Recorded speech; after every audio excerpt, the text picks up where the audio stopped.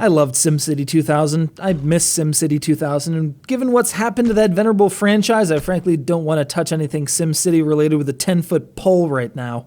The whole thing just kind of turns your stomach to watch.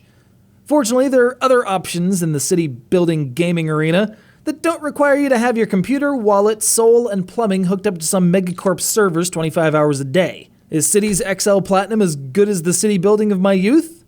Well, it's certainly better at fitting to the lay of the land, I can tell you that much.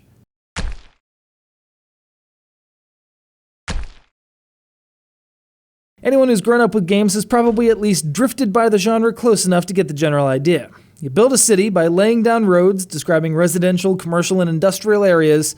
Then you tend to all the various problems that cities get into, like need for readily available healthcare and education services. You are judge, jury, and zoning board from your omnipotent position up there above the city, though if you really want to get down to street level, you're more than welcome to zoom all the way in and check things out yourself. The basketball courts even have graffiti.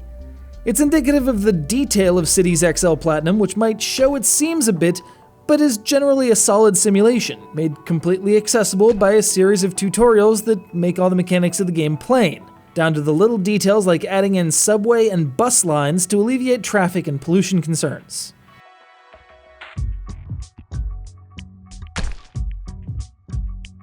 Maybe I'm a bit nostalgic for that green-haired maniac Dr. Wright and those city planners telling me I will regret this, but cities seem to be missing a bit of magic. Perhaps it was in the momentary bouts of frustration when navigating something particularly tricky, like installing a bridge or trying to make one of the free-form area development tools work, but that quickly dissipates once you figure out the problem and can lay down your new housing complex.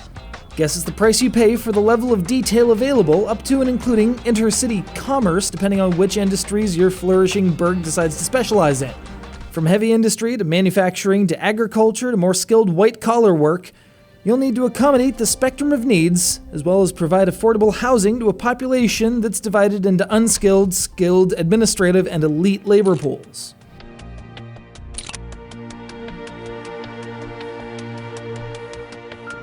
It might not be my city of dreams, but Cities XL Platinum does give me the in-depth technical gameplay that I'm looking for, with a comprehensive suite of options and data for me to analyze. The controls might take some getting used to, as it's way too easy to accidentally move the camera when you're just trying to move throughout the menus at the sides of the screen. But add a thriving mod community and plenty of achievements to help break up the massive process of filling this huge space with urban paradise, and it compiles into a healthy next step, not just for me, but for everyone else in my SimCity withdrawal support group.